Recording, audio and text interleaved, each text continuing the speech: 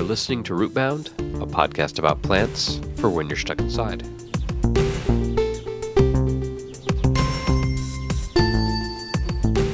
This special summer episode of Rootbound is brought to you by Brooklyn Rooftop Garden Parties. Wow, that's pretty specific. But sounds nice.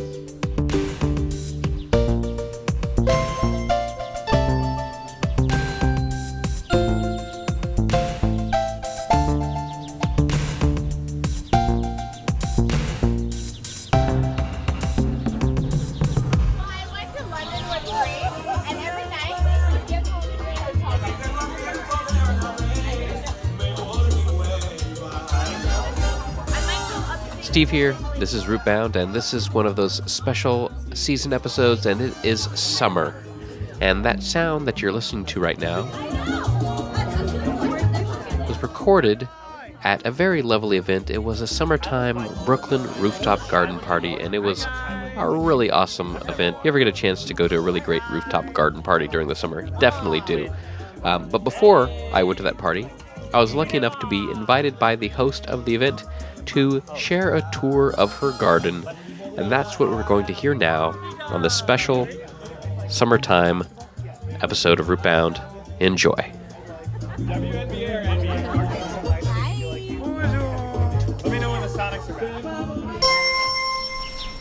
So it's July, it's in the 80s degrees, and I'm standing here with my friend Anwesha, who's been on the podcast a number of times. And can you just describe where we are?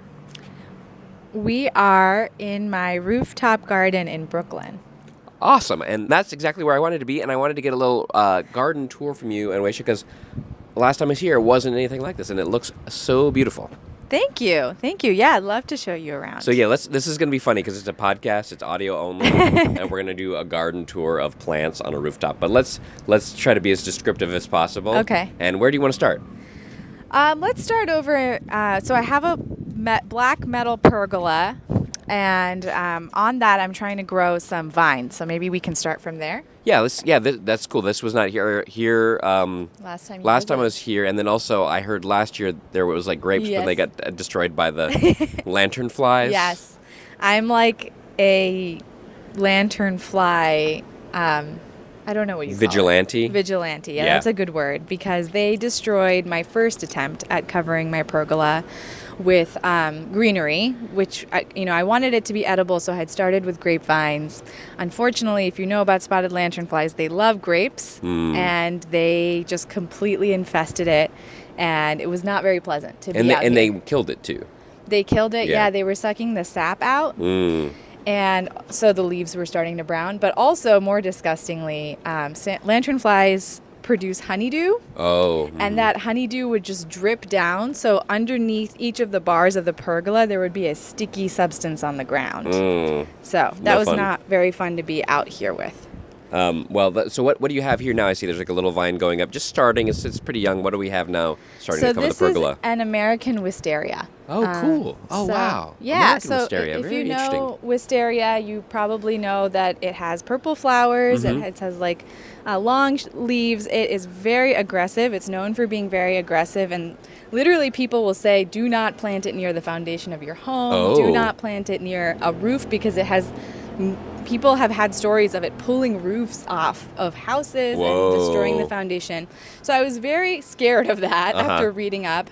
I learned that that is the original wisteria variety that comes from China, I believe. Mm-hmm.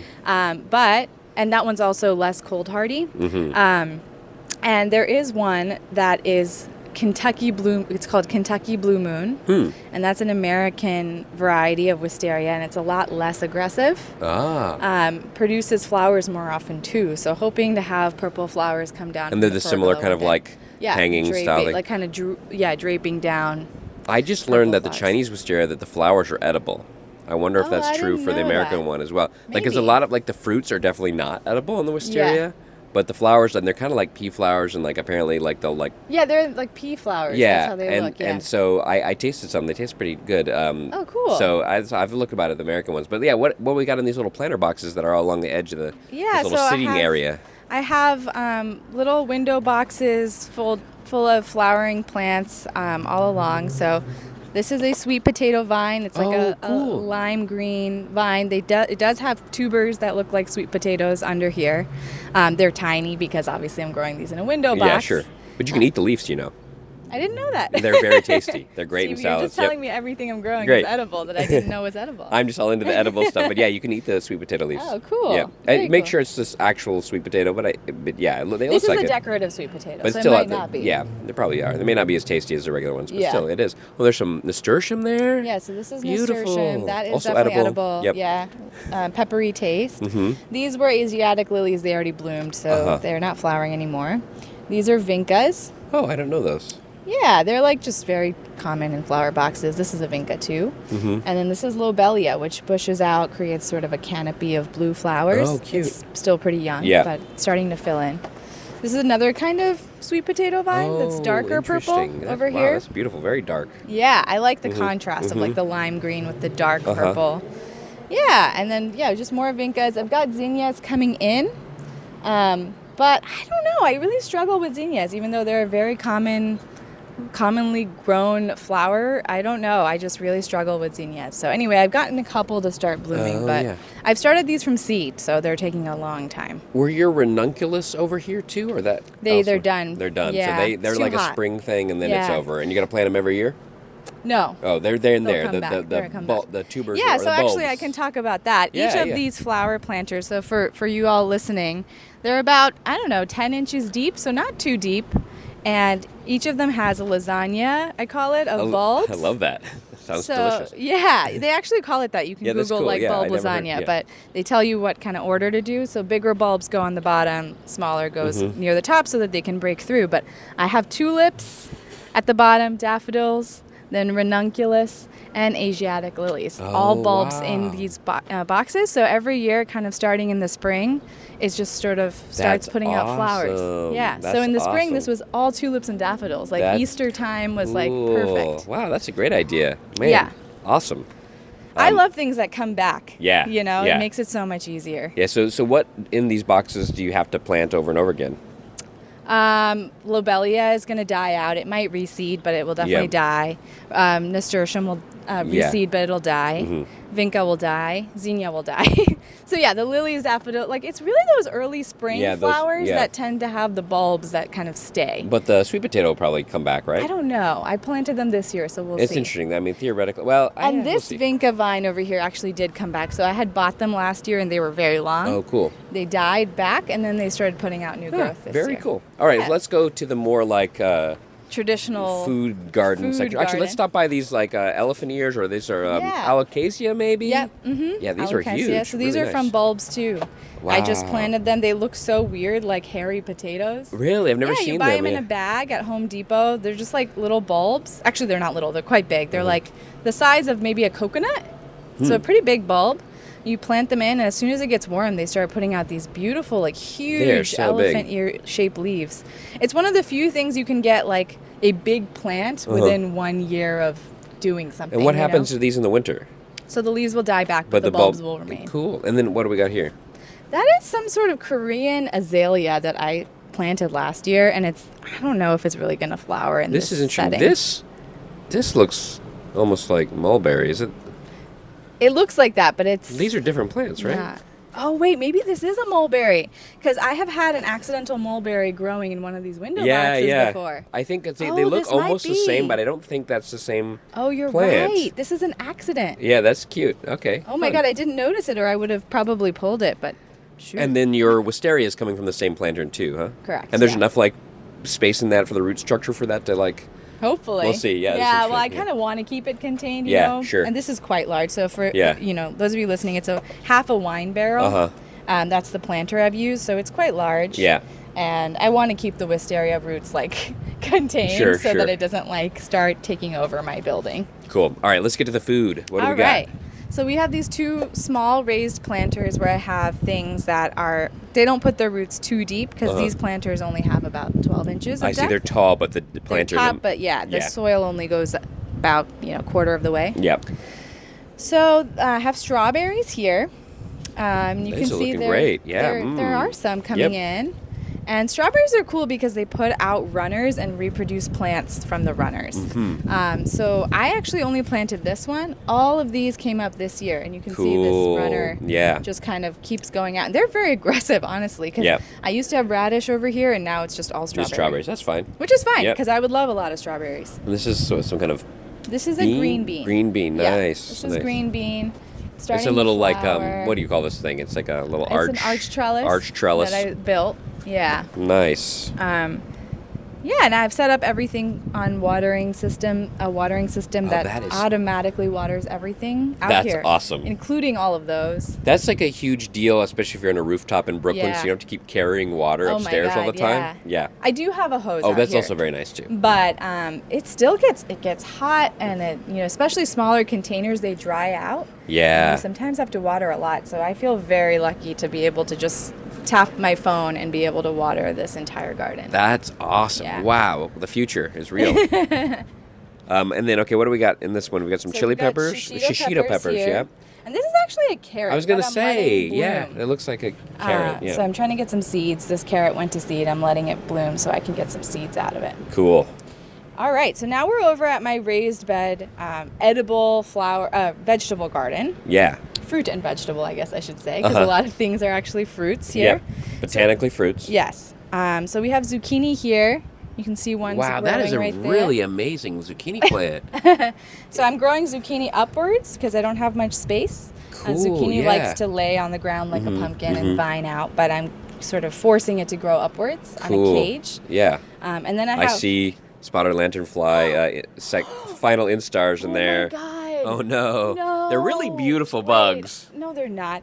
I mean, if you have your experience with them, they're disgusting, but they're this beautiful red, white, and black. Oh God, they're taking over my zucchini. There's only 2. There might be more. No. Oh man, sorry to notice them. And you actually see 2 different instars. One is younger than the other. Yeah, that's a really interesting. If you look up, I'll put a link to the show notes. They have an instar is like a stage. It's almost like a level in a video game. Yeah. They have they level up. They don't just slowly grow. They kind of molt and become a different thing. And then the final stage has the wings that we're all familiar with at this point. Yeah. Especially New Yorkers. I think last year was like a nuts year for them. Yeah. Horrible. Yeah. Okay, so after that, we have lettuces here. So I have bok choy, just some regular salad greens, some rainbow chard over there in the back. And then I have... bumblebee just pollinating your... what is this back here? Cucumbers. And delicata squash. So this side is cucumbers. This side is delicata squash. Wonderful. So yeah, I mean, for, I guess, something I learned this year or last year was winter squash, what we consider winter squash. I kind of always thought that they were grown in the fall because you see so many gourds and pumpkins in the fall that I think growing up I just thought that's when they grow. Yeah. But now I've realized that pretty much everything is a quote summer squash, but then it matures by the fall. Right. People store the ones that are thick-skinned. So there's different varieties that don't really age well, like zucchini. Right, zucchini will grow into a marrow, I believe. And interesting. In the UK, they actually grow them that way. So they get about 2 feet long. Oh, they have a thick skin. And they use those the way you would use a pumpkin. Interesting. I did not know that part. Americans eat zucchini very young without even seeds formed. But they actually grow to be a full gourd. Well, like the pumpkin, I was growing... But cucumber, for example, would not do that. Sure, that's a different plant, right? Yeah. It's not the same genus. Right. But I grew Seminole pumpkins, which are a really cool variety, and their fresh form is not very good at all. Oh, their young form is Okay. So I think the different, and there's 3 different pumpkin genus, I think, maybe, or species, and then a lot of them are cultivars of the species. Don't quote me on this, audience. So there's a combination of different species within the genus, but then there's a number of cultivars of the different species as well. So the different characteristics come from all that stuff, selectively breeding through thousands of years. Yeah. Super interesting. Yeah, so we've got, the two kinds of, delicata squash and cucumber, and those are growing up my wall here. Yeah, that looks awesome. On a trellis that I sort of built last year. I found out the hard way that these tendrils don't like to wrap around thicker bars. Oh. So I've had to actually, even though I have this big trellis that's got like 1-inch thick bars, I ended up having to put up string for them to actually grab climb. onto. It looks awesome though. Wow, it's amazing. Yeah. It's climbing around the corner here too. Yes, the delicata squash is going around the corner That's and sort of has escaped my amazing. garden. That's so and started cool. going up the wall. And then we have Look at those jalapenos. jalapenos, so good. Tons of jalapenos. We'll be eating some of those pickled today. Awesome. Then we have tomatoes, of course. I'm Those look growing amazing, too. Cherokee purple for the first time. Oh, cool. So if you see, there's a large one down here. Let's get a peek in there. Oh, wow, it is so big. Nice. Yeah. That's going to be purple? It'll turn like a reddish Wow. purple, yeah. Fortunately, it looks like I'm starting to get some blossom end rot, Oh, though, yeah. which sucks. I always struggle with that. I have no... me too, and...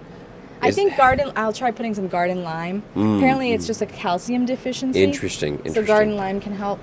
So yeah, I've got 3 tomato plants, jalapenos. This is okra. Awesome. Okra is not yet producing. It's a very hot Oh, I weather see the plant. flower buds here, though. Yeah, but this has happened and they've fallen off because it hasn't been hot enough. Interesting. But hopefully Interesting. now we're getting to the point where it will be actually producing. 'Cause Yeah. I love okra. Yeah, It's I like want to one of my grow it too. I favorites. used to eat it a lot as a kid. It's like a big deal in Texas. Right, yeah, fried yeah. okra. But Yeah. and I heard it is really easy to grow down in Virginia. Maybe it's slightly harder up here. Yeah, it But, needs a lot of heat. But once it produces, what I've heard is you have to check okra twice a day because they grow so Wow. quick that they'll go from tender to being like too old to eat and fibrous in a day. Wow. In the heat. Wow. Yeah. Amazing.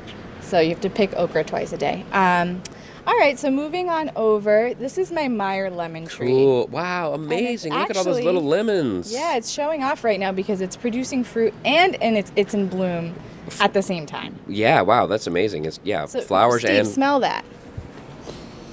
wow. Doesn't that smell it's so good? incredible. Yeah. Awesome. The blossoms smell sort of like jasmine to me, and so this plant has like I think 20 fruit put on right now. Look at that. Wow. That's awesome. There's a little pollinator. Yeah, little native pollinator. So cool. Pollinator.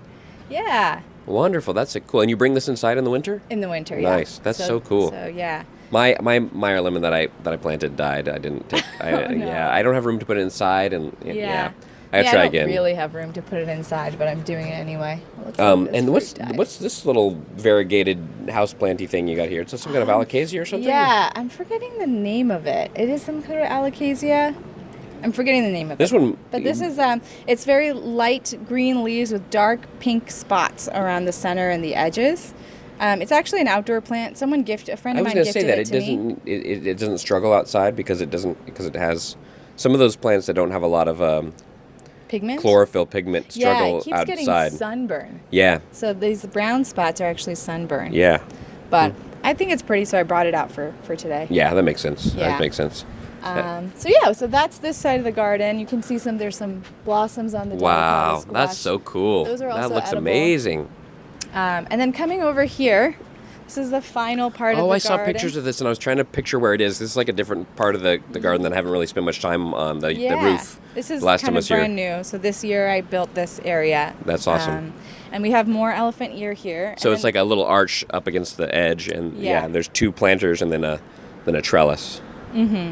And we have bitter melon here. So you can actually see whoa! one is growing. I've never had bitter melon. I don't really know much about it. What's the deal with bitter melon? is very common, very popular in India. Uh-huh. I don't know that this is the cultivar, though, that we eat in India. I got this off of rareseeds.com, which Okay. is where I get most of my seeds. I think it's more of like an Asian, like a Eastern Asian style.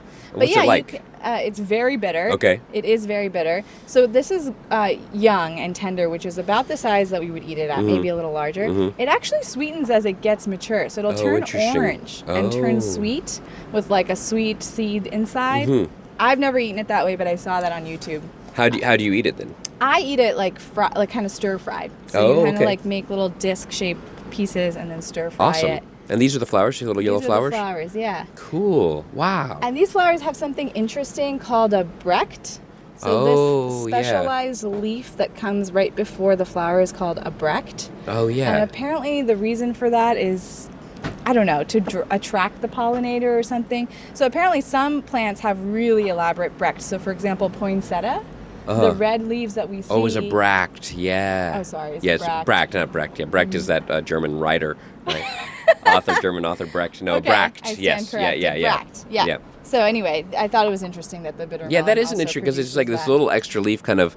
Yeah. So once you see those, you know the flowers are coming. That's interesting. Yeah. Yeah. It's like you follow the stem of the flower down, and there's this extra little collar leaf behind it. But yeah, that's super interesting. Yeah, and so actually the baby lanternflies really liked this. Oh. Which I was surprised. They 'cause I was like, survived. they're so bitter, and they still like it. But that's interesting. They Also, rub this and smell your hand. You Okay. might not like the smell, just so you know, but All right, it I'll try. smells to me like bitter and yeah, kind it's of good. astringent, Yeah. like bitter taste. Yeah, interesting. That it's interesting that it seemed to survive the baby lanternflies, It but it's did. also from the same place in the world. Yeah, maybe. So maybe it's adapted somewhat to them. Yeah, maybe. Yeah. Yeah.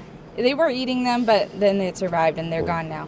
And then on this side we have rattlesnake pole beans. Cool. So these are purple flowers. It's the same as a bean plant, but it has purple flowers, and the beans, the beans will actually be purple and black spotted Cool. long beans, and these are shelling beans. Oh, awesome! So you let them dry on the vine. yeah. Nice. That's cool. Yeah. And Wow. And then another Just alocasia and a little bit of little bit of herbs. an herb garden. You've got that down. You normally have that I downstairs. normally in have your- this near my kitchen, so Yeah. I can pull things more easily. So cool. It is awesome up here. You've really done an amazing job Thank at you. this, Thank and it's you a for great place touring.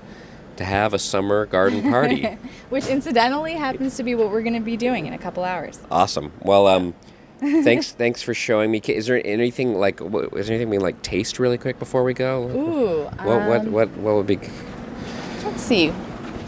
Strawberry, Yeah, cucumber. You probably don't want to taste jalapeno. We've got cucumbers.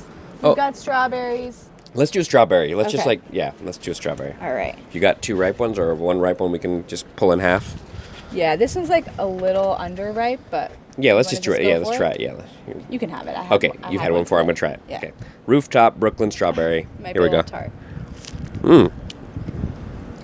Tart. It's a little tart, but really juicy. It's Yeah, not as like they're it's not as juicier than store bought. not as as Dense, firm as I fibrous? thought it would be. Yeah. Oh yeah. Very good. All right. Well, thanks for showing me your garden. Thank you for coming.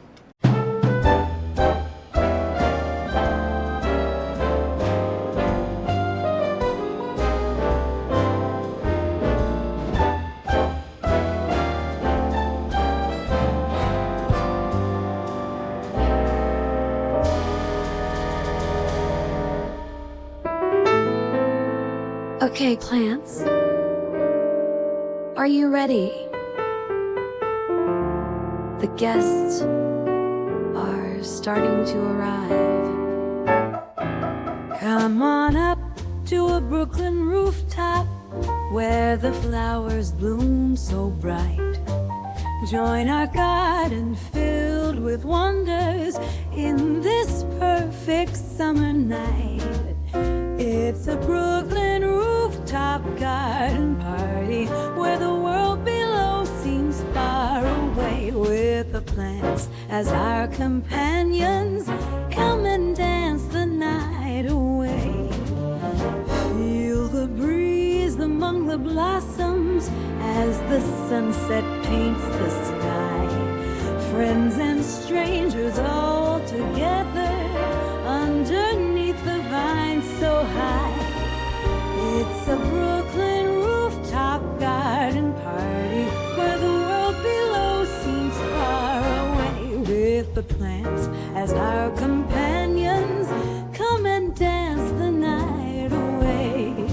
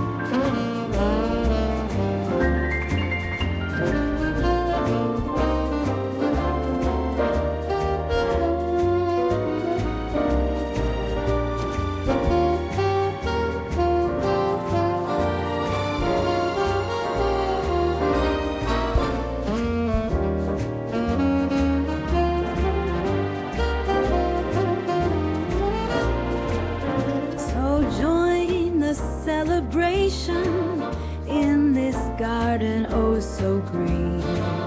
At our Brooklyn rooftop party, where the beauty's all serene.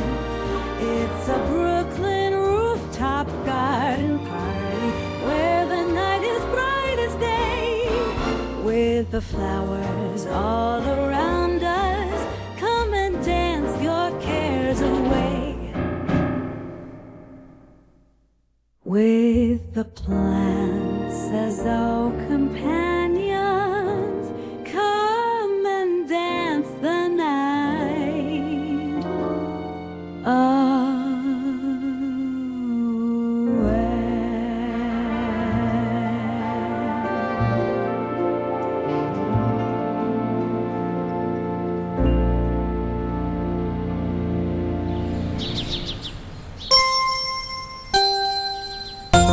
My guest on this special summertime Brooklyn Rooftop Garden episode of Rootbound was Anwesha Banerjee. She's been on a bunch of episodes of the show. Go look them up. Thanks, Anwesha. If you like Rootbound and you want to help support the show, visit rootboundpodcast.com/support to find all the ways you can support the show, including supporting on Patreon. Rootbound is hosted by Spotted Lanternfly Larva Spotter, Steve Ellington. Music by Christian Kriegaskota. Fake ads by David Lonnie. Rootbound is a podcast about plants for when you're stuck inside, but if you can go outside, try to get yourself an invitation to a Brooklyn rooftop garden party. It is worth it. Brooklyn rooftop garden parties. Why wasn't I invited?